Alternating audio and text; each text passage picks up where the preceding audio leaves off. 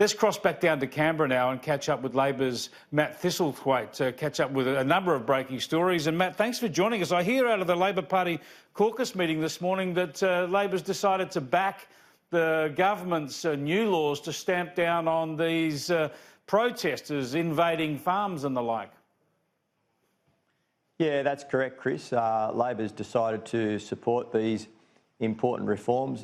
We see that the rights of farmers and landholders to run their businesses as they see fit is very important, and there have been cases where people have trespassed on their land. So we believe that these laws are appropriate and necessary in the circumstances, and that's why the caucus took the decision this morning to back these laws. An outbreak of bipartisanship, is this a sign of things to come? Look, where there's sensible reforms that are put forward by this government, we'll always back them, and that's the approach that Labor's traditionally taken.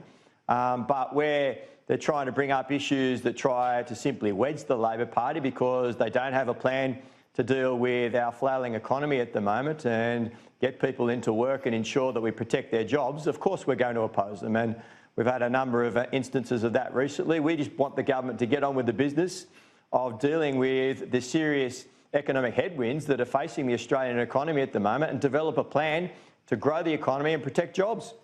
What about the idea of drug testing people on New Start, and if they positively test to drugs twice, getting them into rehabilitation services at the cost of $65,000 to try and get their life back on track? Wouldn't that be a sensible reform that Labor could support?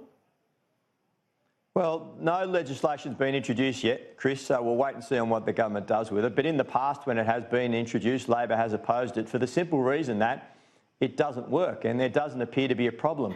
New Zealand has a similar system. In the first year that this was introduced in New Zealand, 0.3% of people tested positive for drugs. That means that 99.7% of people are doing the right thing, and there's not an issue there. And the CEO of Jobs Australia has said herself that this won't make a difference. It won't get another Australian into work, and it won't work. So when all of the evidence is that it's quite costly to do and that it won't work and it's not solving a problem, Labor's obviously going to have an issue with it.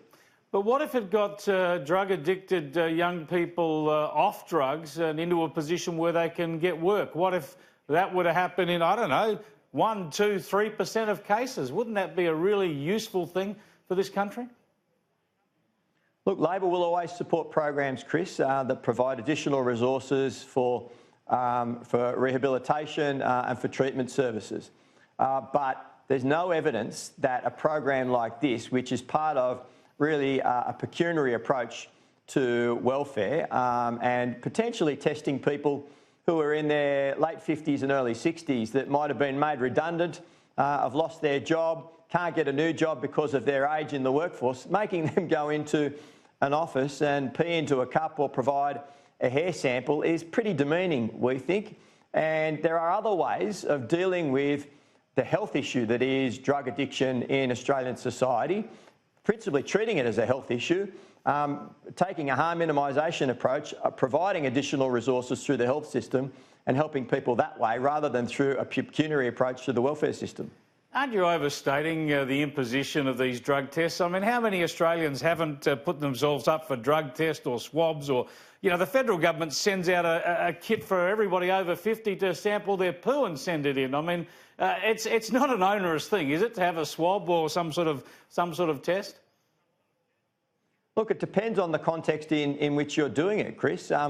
Certainly, if you're an athlete, then it's part and parcel of the job that you're involved in. But as I said, if you're in your late 50s or early 60s and you're trying to find work and it's one of the most vulnerable occasions in your life, when you've never been a drug user and don't have a problem with drugs, why would you ask those people in those circumstances to undergo these tests when all of the evidence suggests that there's really not a problem, that 99% of people on welfare do the right thing? And really what we think is that the government's raised issues such as this to try and wedge the Labor Party, take this stereotypical approach to people on welfare and try and wedge the Labor Party because they don't have a plan to deal with the economy, to deal with the fact that people's cost of living pressures are going through the roof, and they want to protect jobs. But the government doesn't have that plan, and that's why Labor's been trying to hold them to account on that.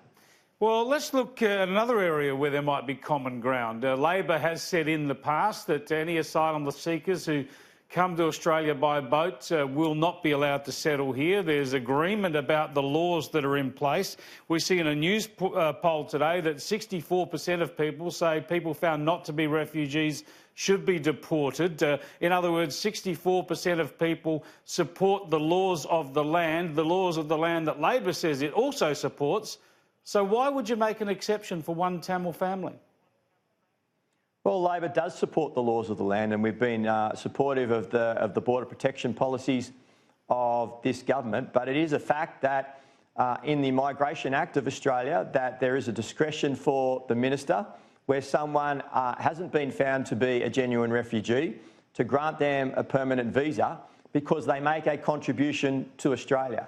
And Australia, as you know, Chris, was built on the hard work of migrants. And by all accounts, this particular Tamil family in Queensland fit that bill. And the local community want them to stay. They're both in full-time employment. They both volunteer for charities in the local community. Their children were born here. They're making a contribution to Australia as other migrants have. That's why that provision exists within the Migration Act, and the minister has the discretion to use that. So what we're advocating is completely consistent with Australian law. Yeah, it's consistent with Australian law, but you must accept, given your experience with border protection issues, that this would send entirely the wrong signal, both to the region, to the world, and also to Australians.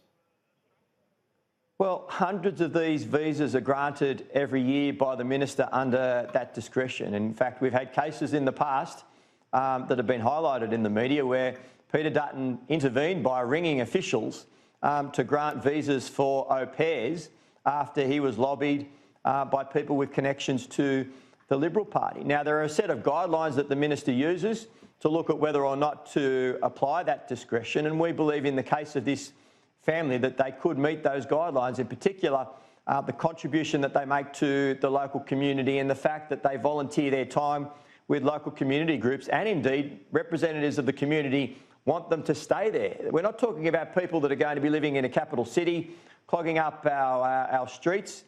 They're in a rural and regional area and they're making a contribution, and that's why you've had the likes of Barnaby Joyce and Alan Jones advocating for these people to stay. Yeah, gee, I just think it would send the wrong signal because everybody's got a good case. Most migrants, genuine refugees or not, have got a great case to contribute to this country. I just want to move on to one other issue, and Mark Butler, of course, who's been the federal president of the ALP, has talked about how Labor at the election got its butt handed to it by Fozzie the Bear and Kermit the Frog. It's a Muppet reference, of course.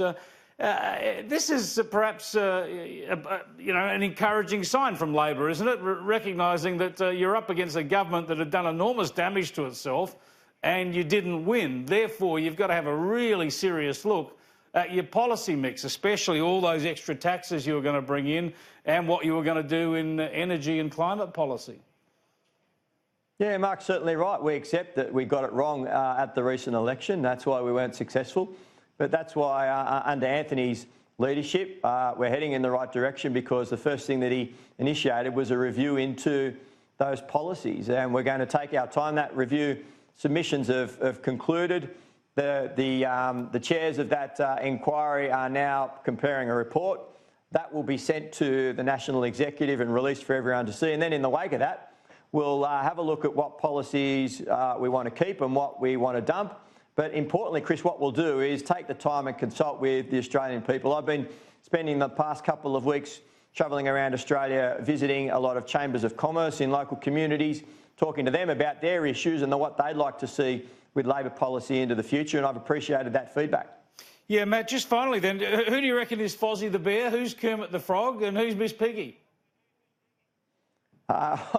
I don't know who those people are in the Liberal Party, but there's certainly plenty of Muppets, according to the Prime Minister, because That's his description, not ours. I'd just like to know who Stadler and Waldorf are up the back shouting obscenities. Perhaps that was Tony Abbott, but he's now gone. No, that's us in the media. I'm happy to be up there on the balcony interrupting. Thanks for joining us, Matt. Appreciate it.